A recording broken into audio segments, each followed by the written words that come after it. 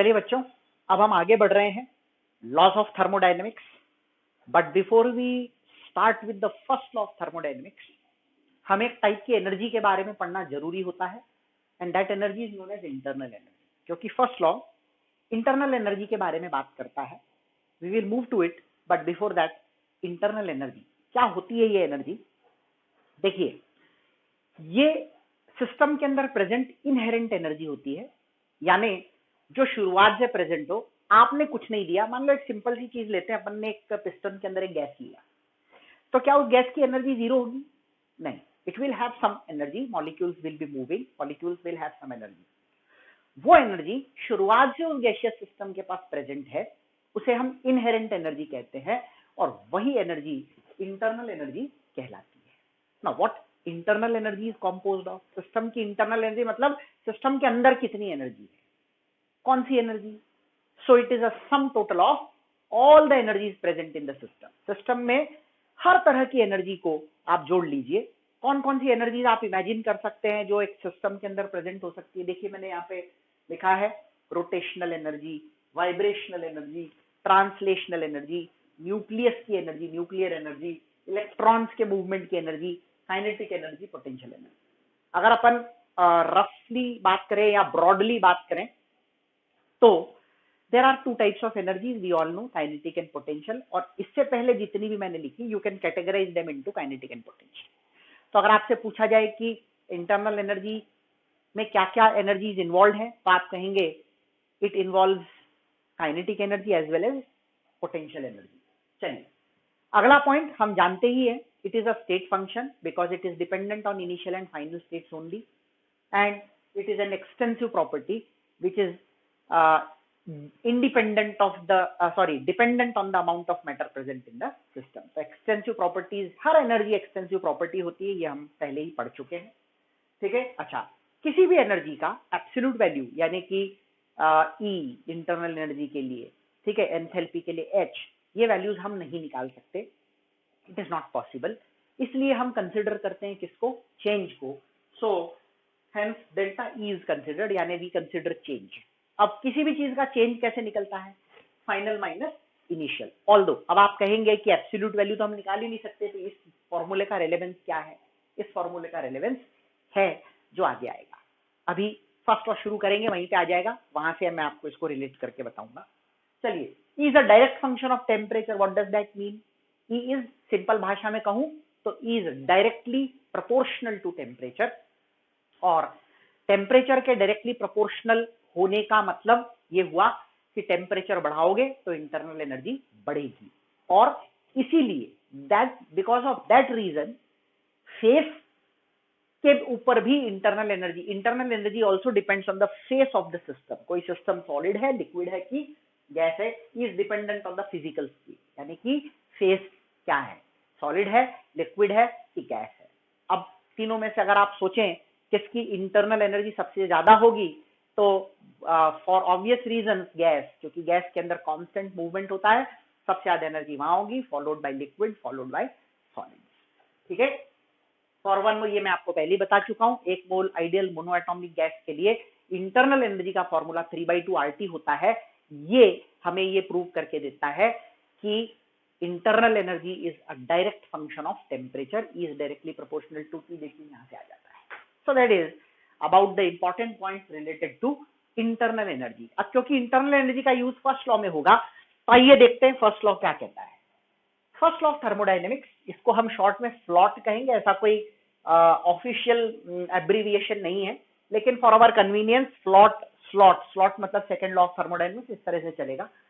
हम 4 लॉज यहाँ पे पढ़ते हैं, first law, second law, third law and 0th law. और फर्स्ट लॉ सेकंड लॉ दोनों बहुत इंपॉर्टेंट है, थर्ड लॉ और 0th लॉ बहुत छोटे छोटे से हैं, बहुत ज्यादा कुछ उनमें है नहीं।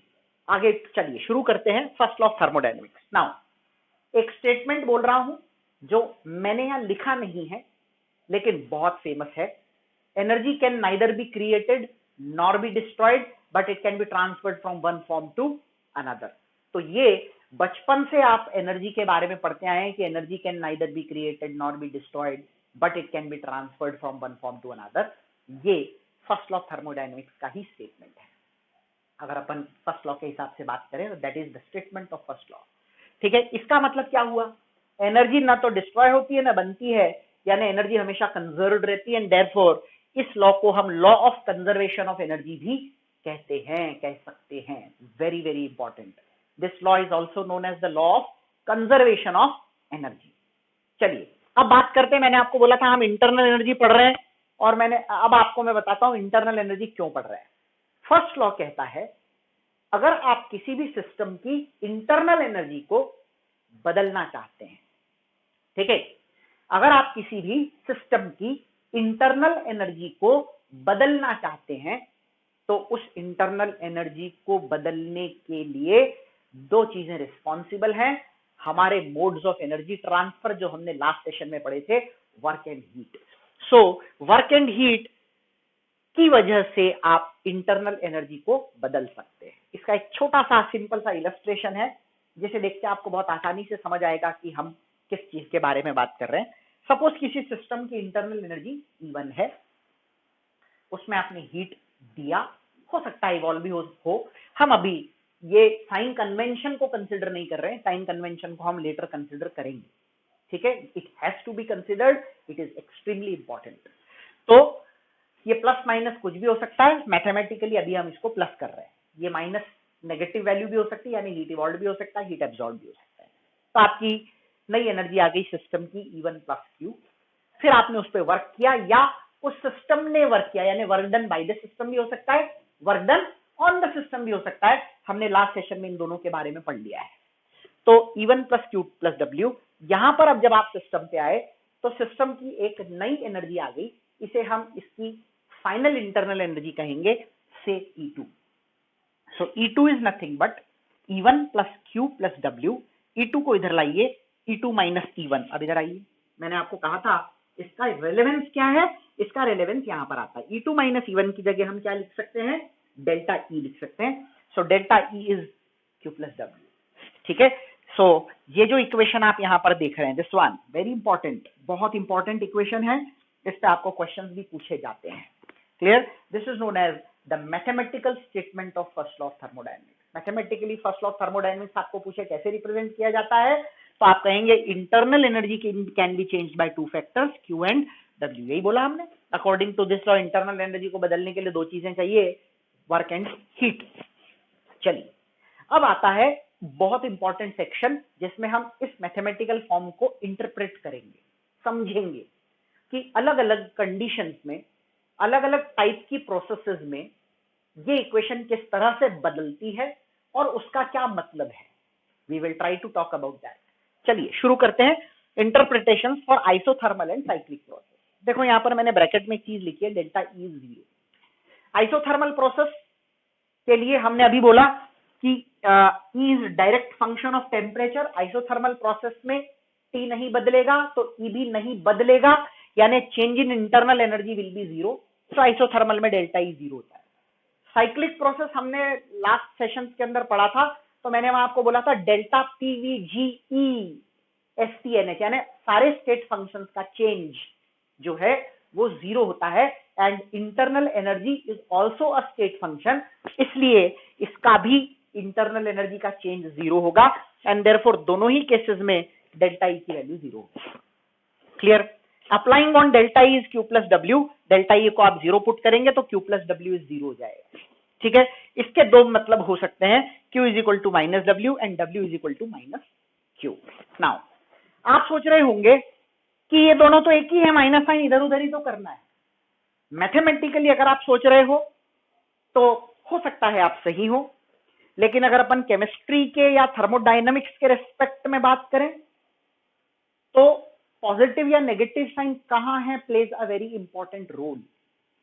अब मैं आपको दोनों का मतलब समझाता हूं, what do you interpret from this. देखो एक सिंपल सी चीज है कि डेल्टा E 0 का मतलब ये हुआ कि आइसोथर्मल या साइक्लिक प्रोसेस में आप कुछ भी करें, सिस्टम की इंटरनल एनर्जी में कोई बदलाव नहीं आएगा, ठीक है।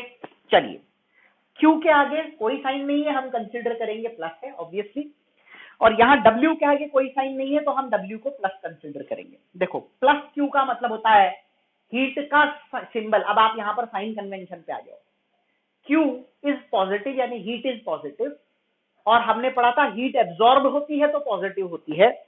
तो इस सिस्टम ने अगर हीट एब्जॉर्ब की, ठीक है, तो ये वर्क करेगा। W के आगे क्या साइन है बेटा? माइनस, और माइनस साइन नेगेटिव वर्क का मतलब क्या होता है? Work done by the system.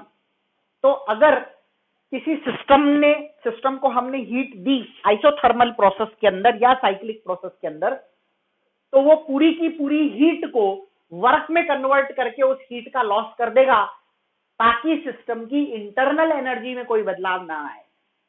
Do you understand this? This is very important, ठीक है। So heat absorb by the system is 100% converted to work that corresponds to the work done by the system. जितनी heat system को दोगे उतना work system करके उसे खर्च कर देगा। Net change in internal energy will be zero. और इसको कैसे इंटरप्रेट करेंगे? Work done on the system, यानी अगर आप कंप्रेशन कर रहे हो, गैस को कंप्रेस कर रहे हो, that is work done on the system. Compression करते हैं तो work of compression is work done on the system. जब आप वर्क करेंगे किसी सिस्टम पे, कंप्रेशन करेंगे किसी सिस्टम का, तो कंप्रेशन करने पर हीट इवॉल्व होगी, यानी when work is done on the system, वो सिस्टम की एनर्जी को बढ़ाएगा और सिस्टम उस एनर्जी को वापस से कॉम्पेंसेट करने के लिए हीट का लॉस करेगा। इन दोनों का मतलब ये है। So do you understand this? This is very very important, ठीक है। तो यहां पर ये चीज अपने को ध्यान रखनी। क्लियर? चलिए आगे बढ़ते हैं। आइसोकोरिक प्रोसेसेस हमने पढ़ा था। आइसोकोरिक प्रोसेसेस के लिए एक इंस्ट्रूमेंट का यूज किया जाता है, बॉम्ब कैलोरीमीटर, ठीक है। डेल्टा वी की वैल्यू 0 होती है। लास्ट सेशन में मैंने आपको वर्क डन का एक फॉर्मूला बताया था, -P external into delta we. वो डेल्टा वी यहां पर 0 है, तो वर्क डन 0 हो जाएगा। और वर्क डन 0 हो गया तो delta E will be equal to Q, क्योंकि अगर अपन फर्स्ट लॉ ऑफ थर्मोडायनेमिक्स के हिसाब से देखें तो delta is Q plus W. Isochoric process के अंदर डब्ल्यू की वैल्यू 0 है, तो डेल्टा ई की वैल्यू क्यू हो जाएगी। Very simple. Now delta E की वैल्यू क्यू हो जाएगी, ठीक है। मैंने यहां पर एक चीज लिखी है जिसे समझना अपने लिए जरूरी होगा, क्यू वी, ठीक है। ये जो वी है, थर्मोडायनेमिक्स का एक रूल होता है, किसी भी टर्म के सबस्क्रिप्ट में यानी नीचे हम कोई टर्म लिख दें तो ये वाला जो एनर्जी या जो भी है, ये इस पर्टिकुलर चीज पे, इस कांस्टेंट चीज पे होगा। यानी this one is actually heat at constant volume. यानी आप ऐसा कह सकते हो, change in internal energy corresponds to heat measured at constant volume. ये बहुत इंपॉर्टेंट है, न्यूमेरिकल्स में हमें बहुत काम आने वाला है। So heat internal energy change corresponds to heat measured at constant volume in an isochoric process. तो आइसोकोरिक प्रोसेस में डेल्टा ई की वैल्यू क्यू वी के बराबर होती है, एंड क्यू वी का मतलब होता है heat measured at constant volume. Clear? चलिए अगला प्रोसेस भी बहुत इंपॉर्टेंट है, एडियाबैटिक प्रोसेस। हमने लास्ट सेशंस में पढ़ा, एडियाबैटिक प्रोसेस हम उस प्रोसेस को कहते हैं जिसमें हीट का एक्सचेंज नहीं होता, हीट एक्सचेंज नहीं होती, there is no heat exchange, insulation होता है, एडियाबैटिक वॉल्स होती हैं सिस्टम के चारों तरफ, ठीक है। यानी क्यू की वैल्यू 0 हो जाएगी। अब इस बार डेल्टा इज क्यू प्लस डब्ल्यू में क्यू 0 हो गया, डब्ल्यू बचा। यानी इसका क्या इंटरप्रिटेशन हुआ? जितना भी इंटरनल एनर्जी चेंज होगा वो वर्क की वजह से होगा। यहां जितना भी इंटरनल एनर्जी चेंज हुआ किसकी वजह से हुआ बेटा? हीट की वजह से हुआ, ठीक है। यानी इन an isochoric process only heat is responsible for change in internal energy, and in an adiabatic process only work is responsible for change in internal energy. बहुत इंपॉर्टेंट। चलिए अब मैं आपको इसके इंटरप्रिटेशन बताता हूं। अगर work done by the system होगा तो क्या, और work done on the system होगा तो क्या। बहुत इंपॉर्टेंट है इसलिए क्योंकि इसमें आपको क्वेश्चन पूछा जाता है, during an adiabatic process what happens to temperature of the system. Important है, टेम्परेचर पर क्या फर्क पड़ता है। लेट अस सी टेम्परेचर पर क्या फर्क पड़ता है एडियाबैटिक प्रोसेस में इंटरनल एनर्जी चेंज की वजह से वर्क डन जो भी होता है। देखो दो तरह के वर्क होते हैं, हम जानते हैं, work of expansion, work of compression. Let us first talk about expansion. जब एक्सपांशन होता है तो work of expansion corresponds to work done by the system which is negative. तो ये वर्क डेल्टा ई की वैल्यू माइनस डब्ल्यू होनी चाहिए, यानी कि डेल्टा ई नेगेटिव होगा। डेल्टा ई नेगेटिव तब होगा, देखना इधर, डेल्टा ई नेगेटिव तब होगा जब E2 लेस देन E1 होगा, क्योंकि E2 लेस देन E1 होगा तभी तो ये टर्म नेगेटिव आएगा। और E is a direct function of temperature, तो E2 लेस देन E1, तो क्या हम कह सकते हैं T2 less than T1, because E is directly proportional to T। E कम तो TB कम, E ज्यादा तो TB ज्यादा। अब यहां पर जो रिजल्ट मैं आपको बोल रहा हूं वो आप नोट करें, क्योंकि मैंने यहां पर लिखा नहीं है। रिजल्ट है adiabatic expansion results in cooling. देखो एक्सपांशन हो रहा है, एडियाबैटिकली हो रहा है, T2 is less than T1 मतलब final temperature is less than initial, which means it is cooling. तो adiabatic expansion results in cooling, ये बात अपने को ध्यान रखनी है। क्लियर? अब आपको एक्सपांशन का पता चल गया तो कंप्रेशन का तो समझ आ ही गया होगा। Adiabatic compression results in heating, same तरीके से मैंने उसको किया हुआ है, आप उसको देख सकते हैं। चलिए आगे बढ़ते हैं आइसोकोरिक प्रोसेस पे। Isochoric processes are those, sorry isobaric processes are those जिनके अंदर प्रेशर में कोई बदलाव नहीं होता, प्रेशर रिमेन्स कांस्टेंट। चलिए हम बात करते हैं delta is Q plus W। जैसे यहां पर मैंने आइसोकोरिक प्रोसेस में QV लिखा था, आइसोबारिक में प्रेशर कांस्टेंट होता है, तो मैंने यहां पर सबस्क्रिप्ट में QP लिख दिया। वर्क का फॉर्मूला हमने पढ़ा था माइनस P डेल्टा V, लिख दिया। चलो QP को उधर ही रहने दो और P डेल्टा V को इधर ले आओ, तो हो जाएगा delta E plus P delta V। Delta E की जगह मैंने लिख दिया E2 माइनस E1 और डेल्टा V की जगह लिख दिया V2 माइनस V1। इसको जब आप सॉल्व करके ब्रैकेट्स ओपन करके रीअरेंज करेंगे तो 2 वाले टर्म से एक साथ लीजिए E2 प्लस PV2, और 1 वाले टर्म एक साथ लीजिए E1 plus PV1। E2 plus PV2 enthalpy होती है, मैं आपको अभी बता देता हूं आगे, हालांकि ये आएगा। एक फॉर्मूला होता है H is equal to E plus PV। Enthalpy वाला सेक्शन हम इसके बाद करेंगे, तो वहां पर ये आएगा H is E plus PV। So H is E plus PV, so E2 plus PV2 is H2 and E1 plus PV1 is H1। H2 minus H1 is delta H। So जैसे यहां पर हमने कहा था change in internal energy corresponds to heat measured at constant volume, उसी तरह से change in enthalpy corresponds to heat measured at constant pressure। तो ये हो गया बेटा हमारा internal energy, first law of thermodynamics के स्टेटमेंट्स, मैथमेटिकल स्टेटमेंट, और उस मैथमेटिकल स्टेटमेंट के डिफरेंट प्रोसेसेस के दौरान इंटरप्रिटेशन। ठीक है, we will do some numericals related to this and will move to the next session. Okay, चलिए बच्चों, इस सेक्शन में अभी तक हमने जितना भी पढ़ा उससे रिलेटेड न्यूमेरिकल्स हम देखेंगे किस तरह के आपको पूछे जा सकते हैं।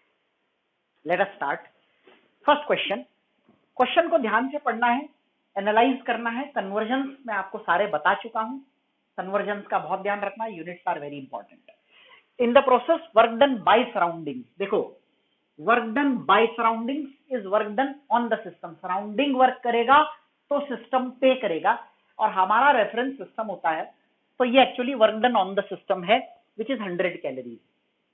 सो वर्क डन ऑन सिस्टम आपको जो दिया हुआ है वो है 100 कैलोरीज। सो प्लस 100 हो जाएगा, इसको जूल्स में बदल लेते हैं क्योंकि फाइनल आंसर हमें जूल्स में चाहिए। So multiply it with, calories को जूल्स में बदलने के लिए 4.2, तो इसकी वैल्यू आपको प्लस 420 कैलोरी मिलेगी। ठीक है, and 100 joule of heat is taken out, 100 joule of heat is taken out, तो Q की वैल्यू जो है वो हो जाएगी -100 जूल, क्योंकि हीट जब बाहर निकाली जाती है तो वो -100 जूल्स नेगेटिव साइन इसके अंदर आता है। आपको पूछा है इंटरनल एनर्जी बताइए, तो change in internal energy is given by Q plus W। Q की वैल्यू है -100, W की वैल्यू है 420, so this will become 320। This is the answer. समझ में आ रही है बात?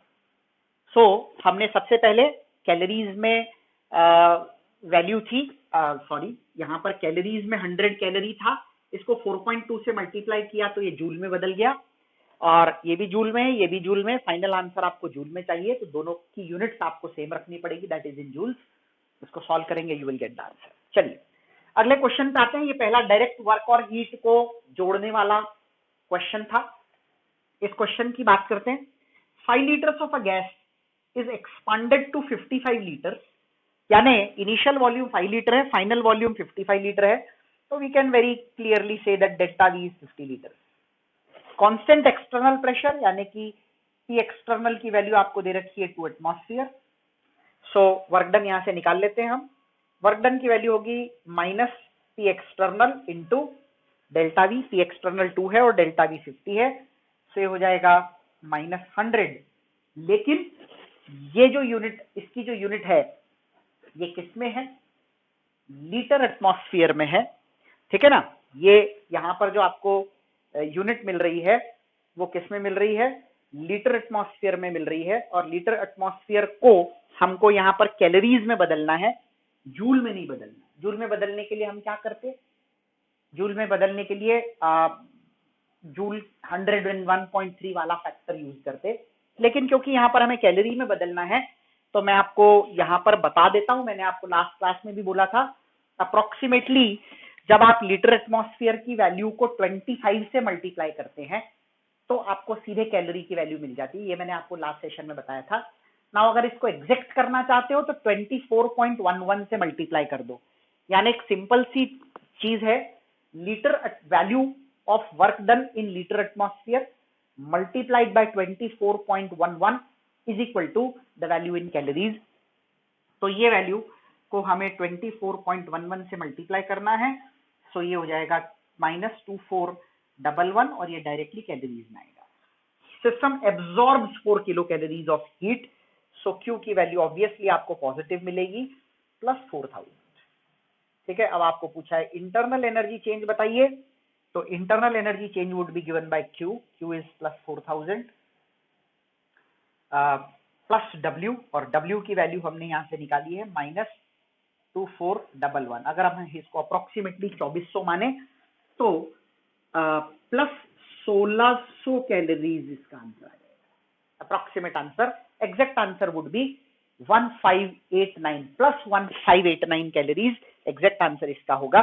सो ये कन्वर्जन फैक्टर आपको बहुत इंपॉर्टेंट है जिसे ध्यान रखना पड़ेगा।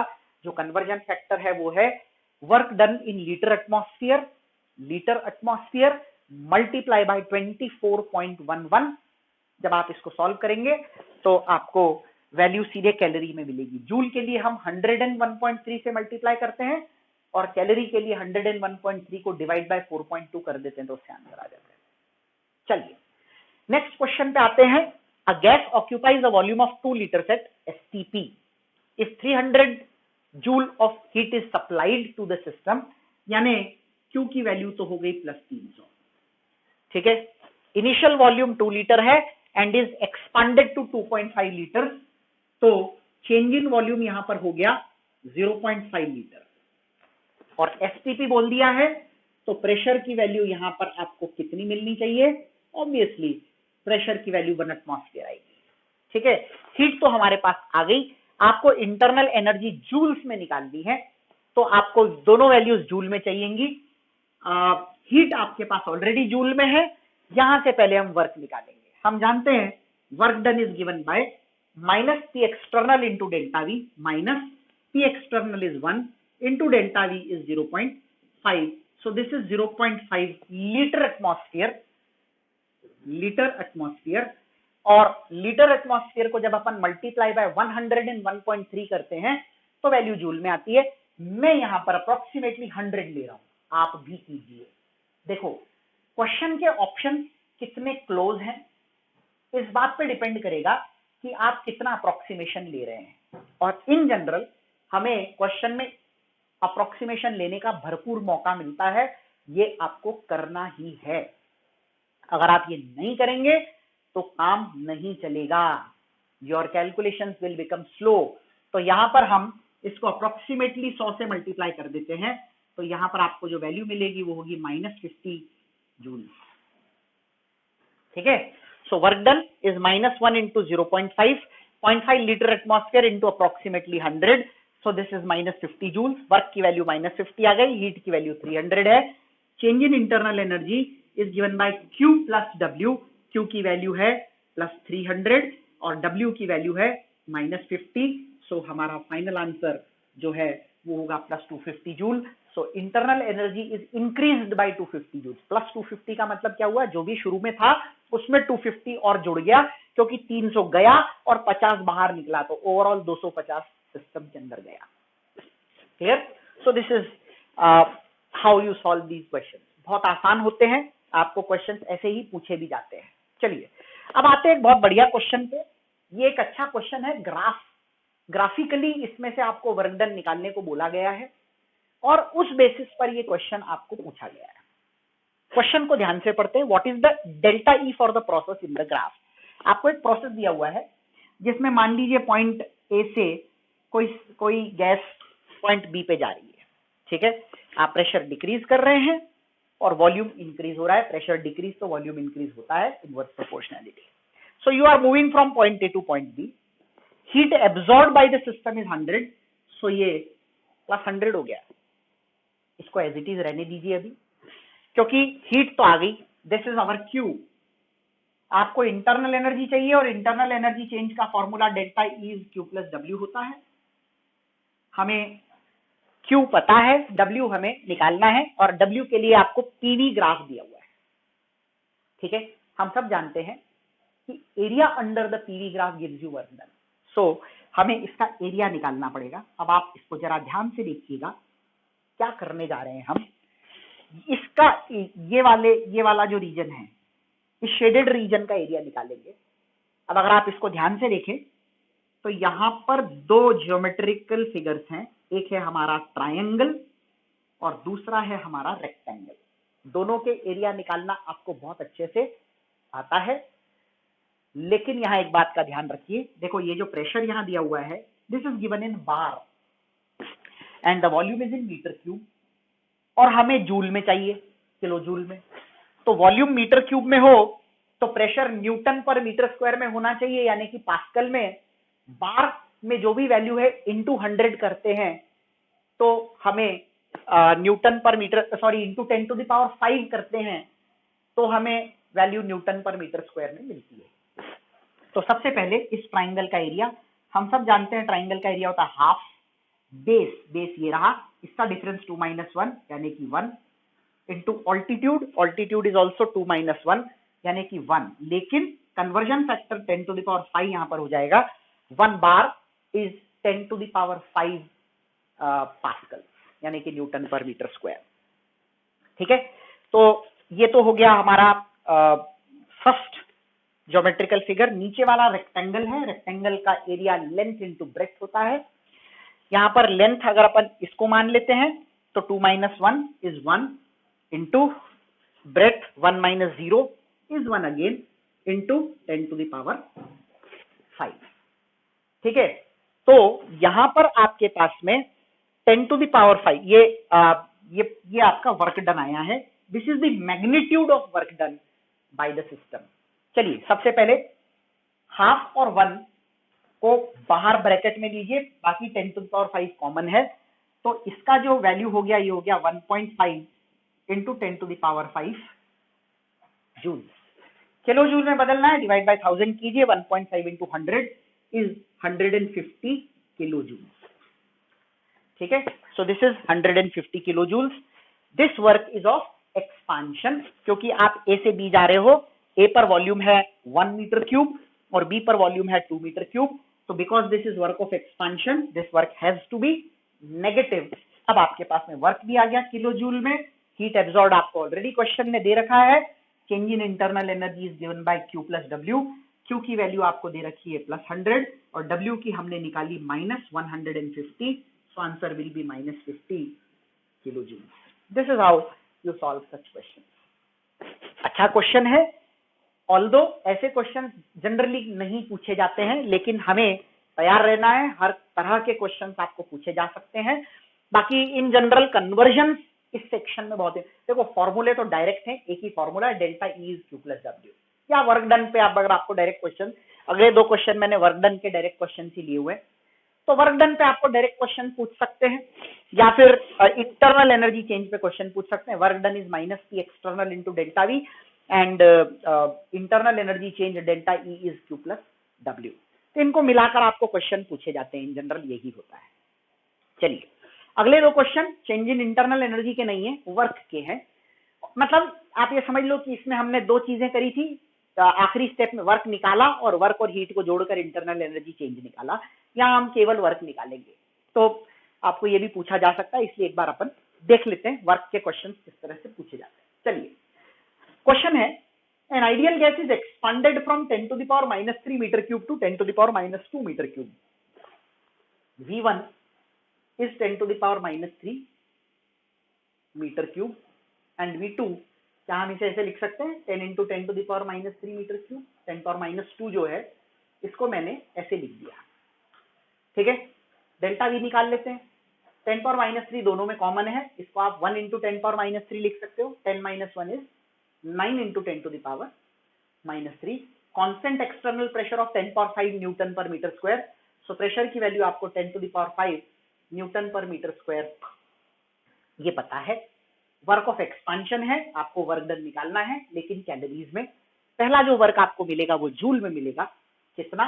तो work done will be minus P delta we. P की वैल्यू है 10 power 5 इंटू डेल्टा वी की वैल्यू है 9 into 10 power -3। So this is -900, this is -900 और यूनिट क्या आएगी? जूल, क्योंकि ये न्यूटन पर मीटर स्क्वायर में है और ये मीटर क्यूब में, इसकी जो यूनिट है ये मीटर क्यूब में है। सो वर्क डन आपका 900 जूल्स आया। आपको कैलोरीज में वैल्यू चाहिए, सो वर्क डन कैलोरीज में आपको निकालना है। तो जूल और कैलोरी का एक रिलेशन होता है, 1 कैलोरी इज 4.2 जूल। सो जितने भी जूल हैं डिवाइड बाय 4.2 करेंगे तो आपको कैलोरी में आंसर मिलेगा। सो 900 डिवाइडेड बाय 4.2। अब आप इसको 4.2 से डिवाइड करते मत रह जाइए, ठीक है, इसको 4 से कीजिए, it will be easier for you. और ऑप्शन भी ऐसे कोई बहुत नहीं होते कि आपको एग्जैक्ट ही करना पड़े, 4 से करते हैं। सो 4 2 times 8, 4 अगेन यहाँ पे 4 2 क्या, 4 2 times 8, 4 5 20। तो अप्रोक्सीमेटली ये आपको 225 कैलोरी के आसपास वैल्यू मिलेगी वर्क डन की, and that too is negative. Clear?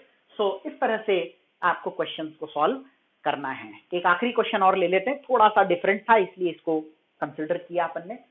16 grams of oxygen expands at STP to occupy double its original volume। सबसे पहले तो हमें ये पता होना चाहिए कि जो 16 ग्राम ऑक्सीजन है, इस ऑक्सीजन का वॉल्यूम कितना होगा। तो 16 grams of oxygen at STP. अब देखो एसटीपी की अगर अपन बात करें तो यहां पर आपने अभी मोल कॉन्सेप्ट पढ़ा है। मोल कॉन्सेप्ट कहता है 1 mole of any gas at STP, 1 mole of any gas at STP occupies 22.4 litre. 16 gram oxygen आधा मोल होता है। क्यों? क्योंकि ऑक्सीजन का मोलर मास 32 होता है, आप सब जानते हैं। And 0.5 mole at STP, multiply it with 22.4, so that will give you 11.2 liters is the initial volume of oxygen. This is your V1। Initial volume oxygen का जो है वो 11.2 है, and it occupies double the original volume, यानी कि V2 जो है वो है 22.4 लीटर। ठीक है, V2 की वैल्यू जो है वो 22.4 लीटर है। यहां से अगर आपको बोला जाए डेल्टा वी बताओ, तो delta V is obviously 11.2 litre. ये आपका डेल्टा वी आ गया। प्रेशर कितना है? एसटीपी मतलब standard temperature and pressure. So pressure हम यहां पर लेंगे 1 एटमॉस्फेयर। ठीक है, कैलकुलेट द वर्क डन। देखिए यहां पर ब्रैकेट में लिखा है कैलोरीज में आपको वर्क डन निकालना है। तो वर्क डन सबसे पहले तो होता है -P external into delta we. P external की वैल्यू 1 है और डेल्टा वी की वैल्यू 11.2 है, तो हो जाएगा -11.2। ठीक है, और यूनिट होगी litre atmosphere. 11.2 litre atmosphere. Now ये तो वर्क लीटर एटमॉस्फेयर में, हमको कैलोरी में पूछा है। मैंने आपको बोला था work done in calories is equal to work done in litre atmosphere multiply by 24.11। ठीक है, बस इसमें आप वैल्यू सब्स्टिट्यूट करो, लीटर एटमॉस्फेयर की वैल्यू है -11.2 इंटू 24.11।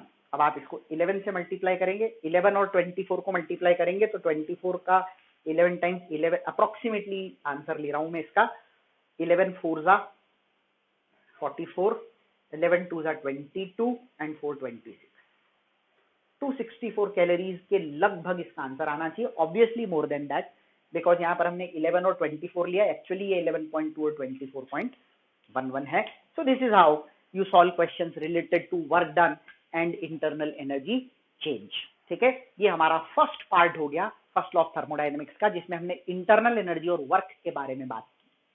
अब हमारा जो नेक्स्ट सेक्शन, इसमें हम शुरू करेंगे, that is enthalpy in the next session. Okay, so the next thermodynamic term in first law of thermodynamics is enthalpy. क्या होता है एंथैल्पी? किसी सिस्टम के अंदर टोटल हीट, टोटल एनर्जी कितनी है, उसे हम कहते हैं enthalpy. So it is known as the total heat content of the system.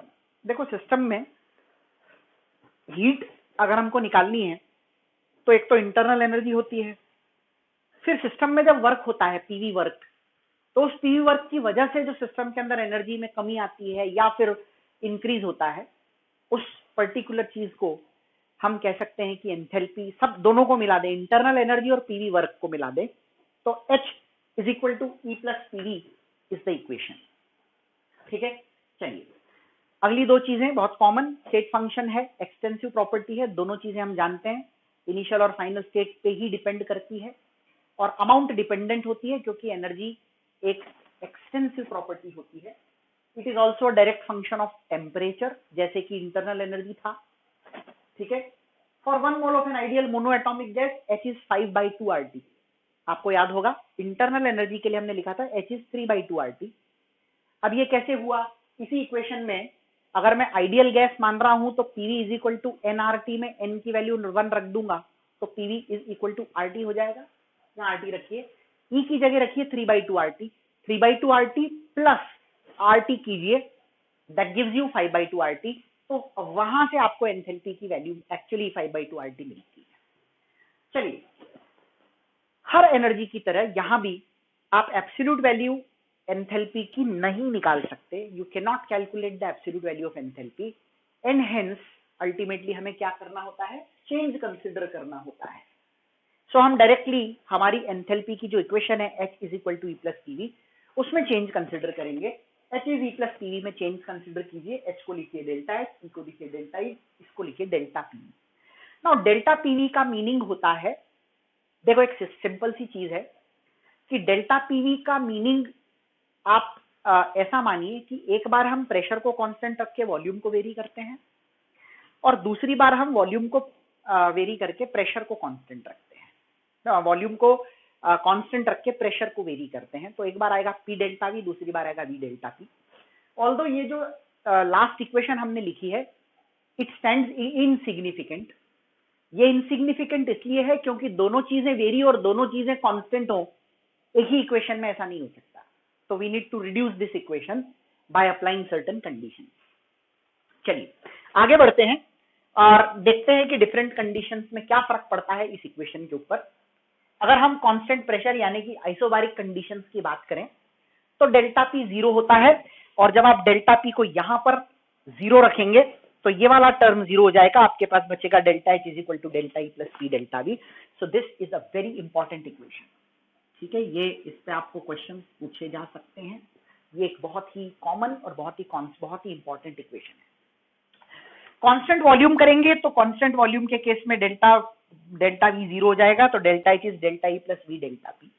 ये इक्वेशन है, not very important but yes हमें पता होना चाहिए, थियोरेटिकली हो सकता है आपको पूछा जाए। P और V दोनों साइमल्टेनियसली वेरी करें। ऐसा होता है कि जब हम वॉल्यूम को वेरी करते हैं तो प्रेशर भी वेरी करता है, इन जनरल ऐसा होता है। तो अगर ऐसा कोई कंडीशन बन रहा है कि आप गैस को एक्सपांड कर रहे हैं, तो जब आप गैस को एक्सपांड करेंगे तो ऑब्वियसली प्रेशर ड्रॉप होगा और वॉल्यूम बढ़ेगा। तो प्रेशर और वॉल्यूम जब साइमल्टेनियसली वेरी करें तो ये जो डेल्टा पीवी है this becomes PV initial minus PV final.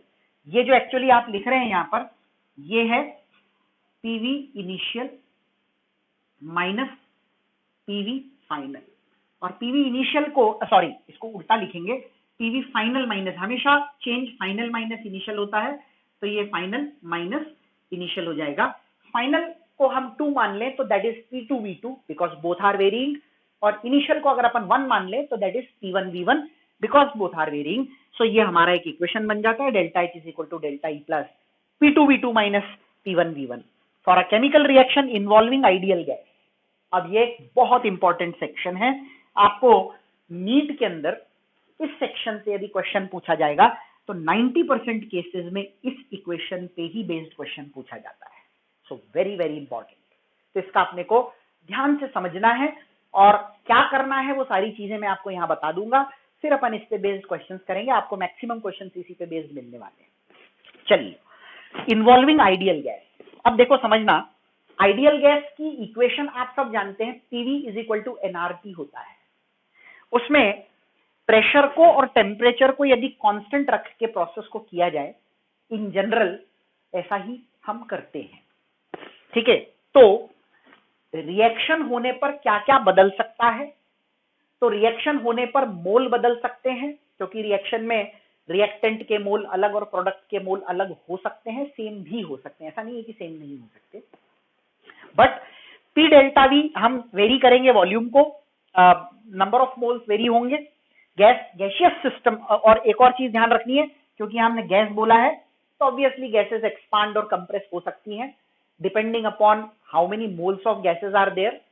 तो इन जनरल अगर अपन सिमिलर कंडीशंस में बात करें तो मोल बढ़ेंगे तो वॉल्यूम बढ़ेगा, तो उस हिसाब से वॉल्यूम में बदलाव आता है। PV is equal to NRT gets converted to P delta V is equal to delta NGRT. Now here what is delta NGRT, ये देखिए मैंने यहाँ पर नीचे लिखा है, डेल्टा एनजी होता है change in number of gaseous moles, और चेंज कैसे निकाला जाता है, final minus initial.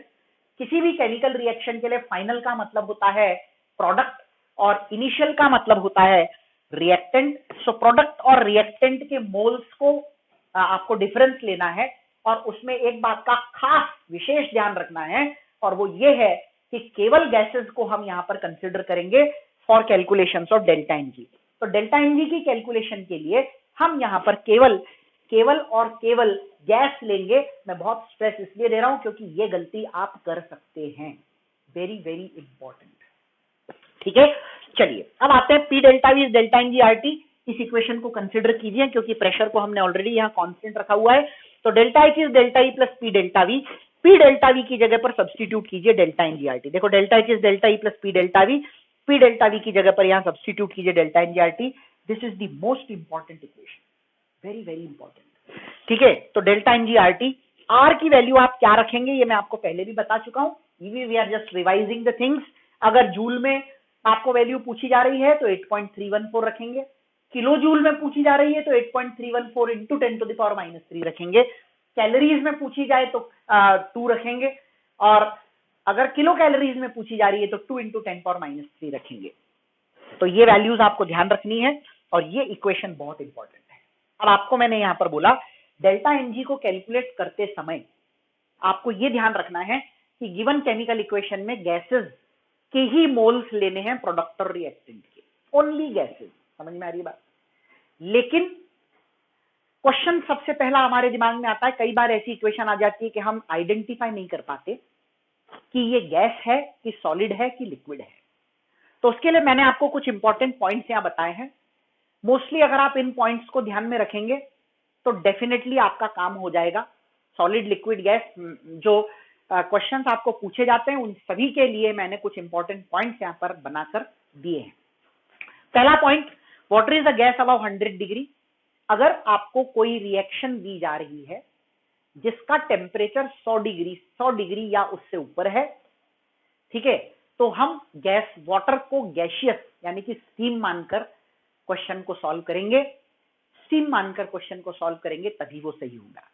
Any temperature below 100 degree आप वाटर को लिक्विड ही मानेंगे, ठीक है। और liquid is insignificant, solid is also insignificant, only gases are considered. आगे बढ़ते हैं। For a gaseous reaction all reactants and products are gases. Now कई बार आपको क्वेश्चन में ऐसा वर्ड बोला जाता है for a gaseous reaction A plus B give C plus D. तो अगर आपको क्वेश्चन ने कह दिया फॉर अ गैसियस रिएक्शन, इसका मतलब ये है कि इस पर्टिकुलर रिएक्शन के सभी रिएक्टेंट्स एंड प्रोडक्ट्स क्या हैं, गैसेस हैं। तो सबको गैस मान लेना है। हम क्वेश्चन करेंगे तब मैं आपको बताऊंगा सारे हाइड्रोकार्बन 4 कार्बन तक कैसे होते हैं, गैसेस।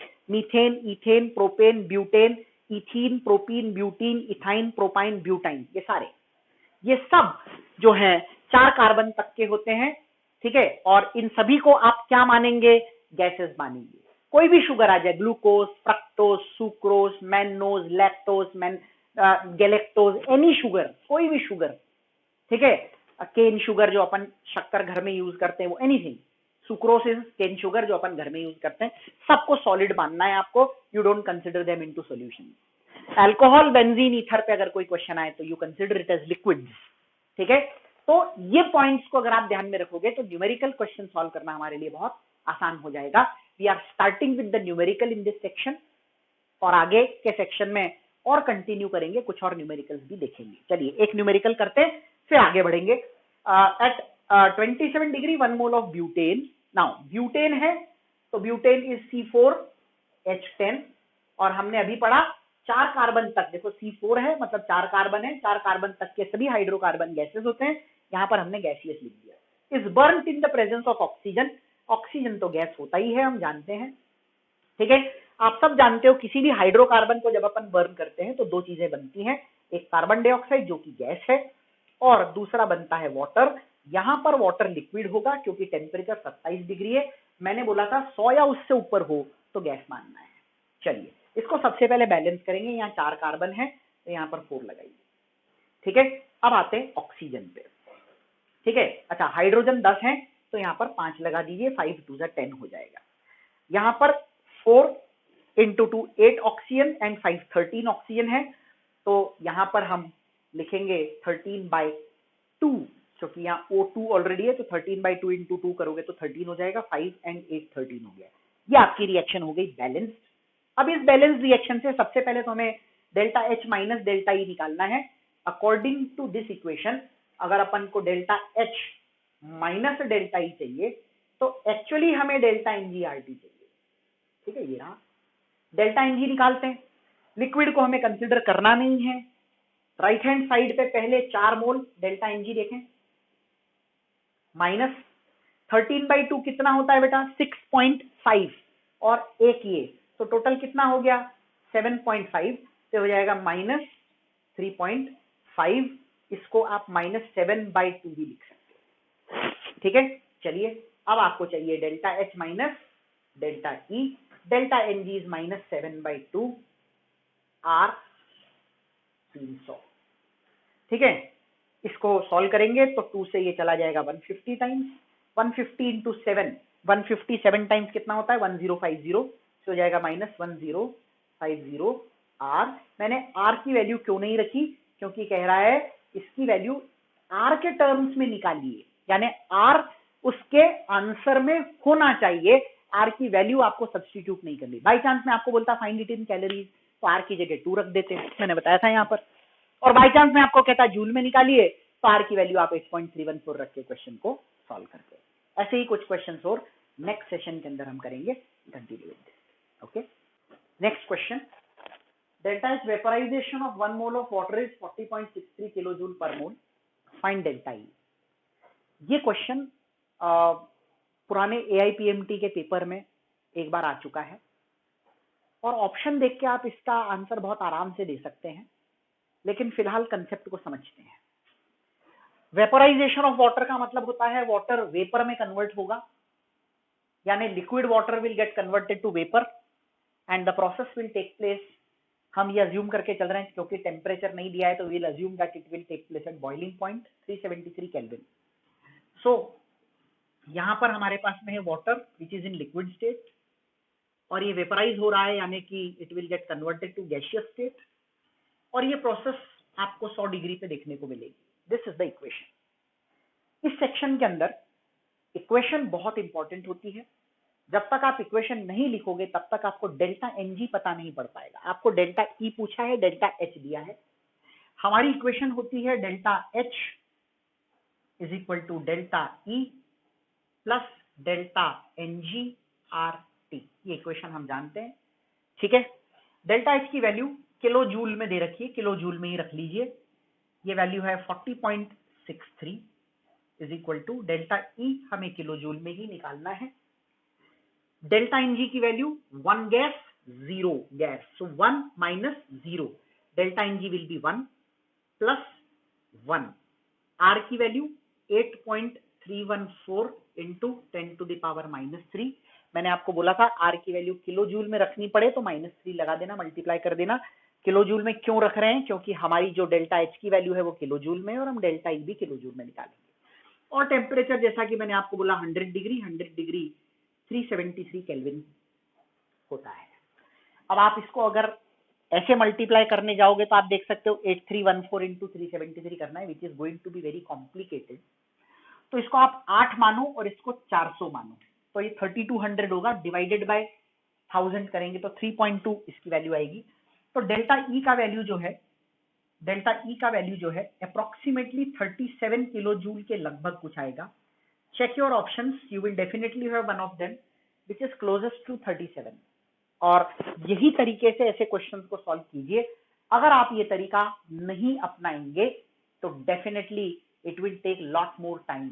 ये क्वेश्चन पुराने एआईपीएमटी के समय में आ चुका है एज इट इज, और ये क्वेश्चन आपके एनसीईआरटी में भी दिया हुआ है। So very important, and how to solve it, approximation से सॉल्व कीजिए, एग्जैक्टली आपको सॉल्व करने की इसको जरूरत नहीं है। चलिए आगे बढ़ते हैं। फॉर अ गैसियस रिएक्शन, आपको याद होगा लास्ट सेशन में जब अपन पॉइंट्स लिखे थे तो वहां मैंने आपको बोला था अगर कोई क्वेश्चन कहे फॉर अ गैसियस रिएक्शन तो इस रिएक्शन के सभी रिएक्टेंट्स और प्रोडक्ट्स को हम गैस मान लेंगे। So consider all of them as gases, ठीक है। चलिए डेल्टा एन जी निकाल देते हैं सबसे पहले, क्योंकि सब गैसेस हैं। तो यहाँ पर 2 मोल और 1 मोल 3 मोल गैस, माइनस यहाँ पर 3 मोल और 2 मोल 5 मोल गैस, यानी कि डेल्टा एन जी का वैल्यू हमारे पास में -2 आ गया। Heat evolved at constant volume, constant volume की हीट क्या होती है बेटा? QV, also known as internal energy change. अगर आपको याद हो तो मैंने आपको बोला था, और ये आपको दे रखा है 20 किलो कैलोरी, ठीक है। और आपको डेल्टा एच ढूंढने को कहा जा रहा है। Heat evolved at constant volume is 20 kilo calories, find delta H. Equation है delta H is equal to delta E plus delta N G R T.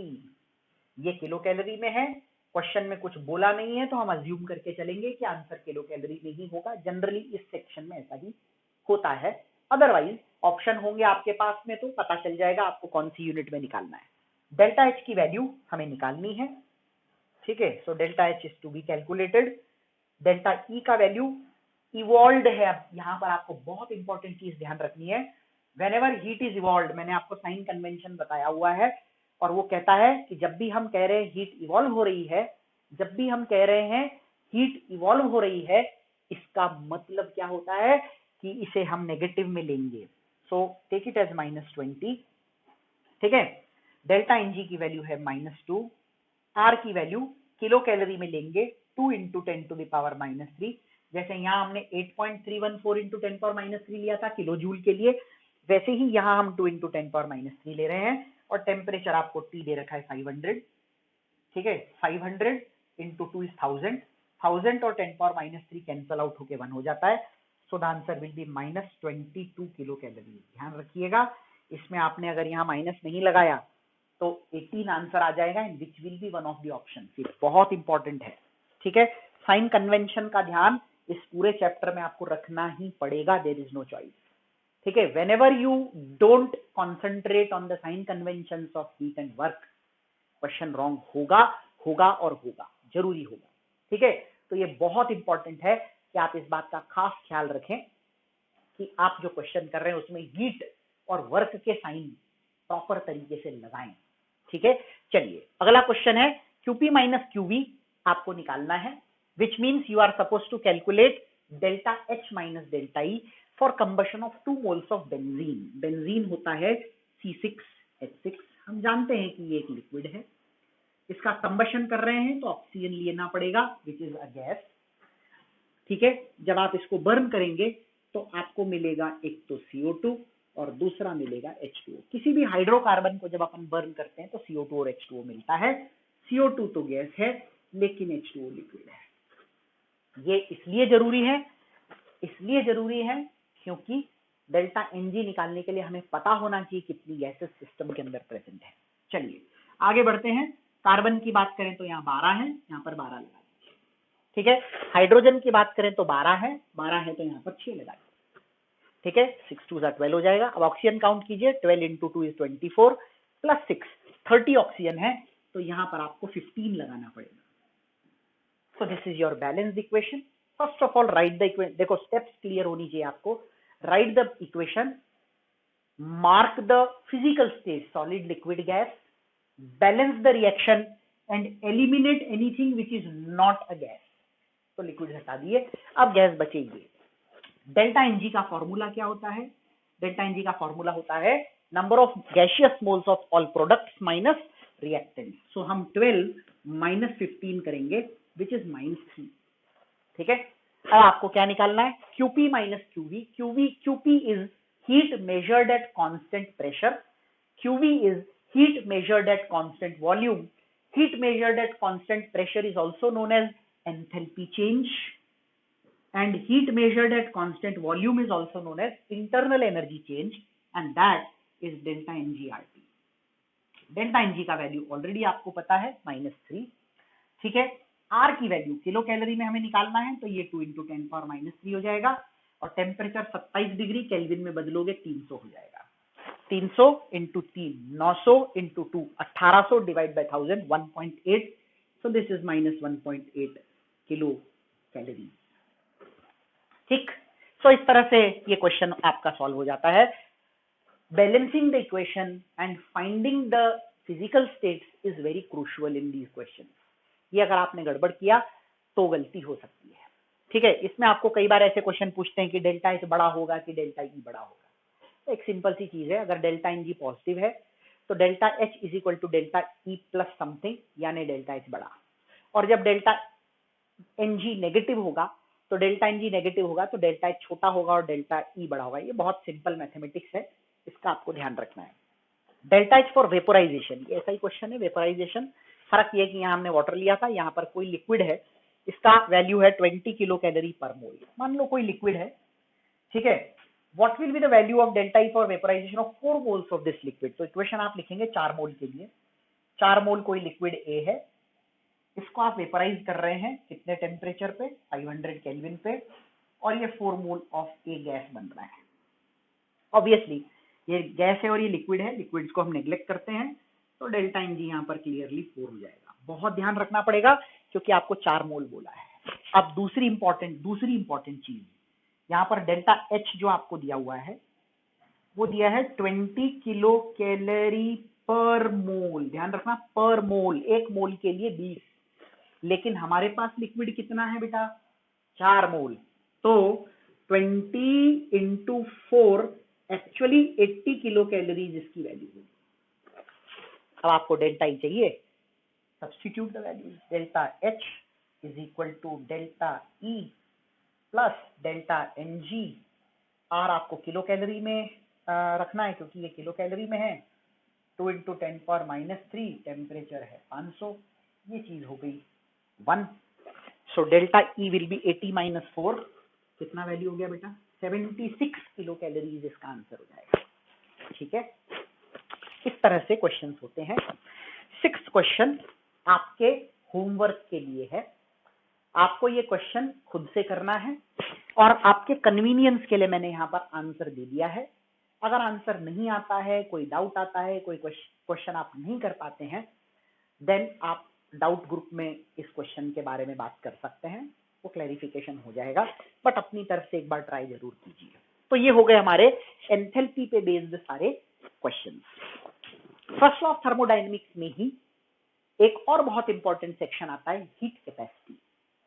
जब हम बात कर रहे थे एक्सटेंसिव और इंटेंसिव प्रॉपर्टीज के बारे में, तो वहां मैंने आपको थोड़ा बहुत आइडिया हीट कैपेसिटी के बारे में दिया था। अब हम यहाँ हीट कैपेसिटी इंट्रोड्यूस कर रहे हैं और नेक्स्ट सेशन के अंदर हम इसके टाइप्स के बारे में बात करेंगे। सबसे पहले हीट कैपेसिटी होती क्या है? किसी भी सिस्टम को कितनी हीट देने पर उसका टेम्परेचर 1 डिग्री सेल्सियस या 1 केल्विन से बढ़ जाता है, उसे कहा जाता है heat capacity. So it is the amount of heat required to raise the temperature of any substance. Remember, any amount. Amount is not important. यार आप कितना ले रहे हो उससे मतलब नहीं है, कोई भी सब्सटेंस कितना भी लिया हो उसके टेम्परेचर को 1 डिग्री सेल्सियस या 1 केल्विन बढ़ाने के लिए आपको कितनी हीट देनी पड़ती है, that is called as heat capacity. तो पर डिग्री चेंज के लिए कितना देना पड़ता है। अब देखो एक्सपेरिमेंटली 1 डिग्री का चेंज बहुत छोटा होता है, तो हम उसमें लार्ज चेंज जैसे कि 10, 20, 50 डिग्री के चेंज को कंसीडर करते हैं कि मान लो आपने वाटर लिया था 25 डिग्री पे था, आपने उसको हीट करना शुरू किया, तब तक हीट किया जब तक उसका टेम्परेचर 75 नहीं हो गया, 75 डिग्री नहीं हो गया, तो उसमें 50 डिग्री, 25 से 75 अगर आप जा रहे हो तो 50 डिग्री का चेंज आया। 50 डिग्री के चेंज में कितनी हीट लगी अगर आपको पता है तो 1 डिग्री के चेंज में कितनी हीट लगेगी वो आसान है, डिवाइड बाय 50 करना है सीधे सीधे। ठीक है, तो इन जनरल प्रैक्टिकली जब अपन करते हैं तो 1 डिग्री का चेंज कंसिडर नहीं करते, we consider large change because it is easier to note down, easier to measure. वो तो लार्ज चेंज को कंसिडर करोगे आसानी से आप उसको मेजर कर पाएंगे और उसको फिर आप रिड्यूस डाउन कर दीजिए टू 1 डिग्री के। अगर 50 डिग्री के लिए इतनी हीट लगी तो 1 के लिए कितनी लगेगी, दिस वेरी इजी। और उसके लिए मैं आपको एक फॉर्मूला भी दे दे रहा हूं सीधे सीधे, आपने कितनी हीट सप्लाई की डिवाइड बाय टेम्परेचर में बदलाव कितना आया, this is a formula you need to remember. अब मैं आपको एक बात और यहां पर बता दूं, मैंने ऊपर डेफिनेशन में एक बात बोली कि बाय 1 डिग्री सेल्सियस और 1 केल्विन। अब आपके दिमाग में आ रहा होगा डिग्री सेल्सियस और केल्विन सेम कैसे हो गया। ध्यान से समझना इस चीज को, ये चेंज है और डिग्री सेल्सियस या केल्विन में चेंज में कोई फर्क नहीं होता। तो आप सीधे डिग्री सेल्सियस का चेंज भी ले सकते हैं अगर क्वेश्चन में दिया है, और आप सीधे केल्विन का चेंज भी ले सकते हैं अगर क्वेश्चन में दिया। You don't need to convert degree Celsius to Kelvin और वाइस वर्सा। ध्यान रहे इसमें फ़ारेनहाइट इंक्लूडेड नहीं है। ठीक है, तो चेंज इन टेम्परेचर सेम रहेगा। जैसे एक सिंपल सा एग्जांपल लेते हैं, 0 डिग्री सेल्सियस से 1 degree Celsius change is 1, 0 degree Celsius is 273 kelvin and 1 degree Celsius is 274 kelvin, 274 minus 273 is also 1। तो टेम्परेचर का चेंज कोई फर्क नहीं आया केल्विन बदलने से, तो बदल के टाइम वेस्ट करने की जरूरत नहीं है, ये आपका फॉर्मूला हो गया। It is of course N extensive property जिसके बारे में मैंने पहले भी बात की हुई है कि आपको अमाउंट स्पेसिफाई नहीं कर रखा है, तो आप अमाउंट ज्यादा ले लोगे तो हीट ज्यादा लगेगी, सिंपल सी चीज है। तो it is dependent on the amount of matter present in the system because amount is not specified here। आप कितना भी ले सकते हो, ज्यादा लोगे तो ज्यादा हीट लगेगी, कम लोगे तो कम हीट लगेगी। हीट कैपेसिटी 2 तरह की होती है, कांस्टेंट प्रेशर पे मेजर करी जाती है, कांस्टेंट वॉल्यूम पे मेजर करी जाती है।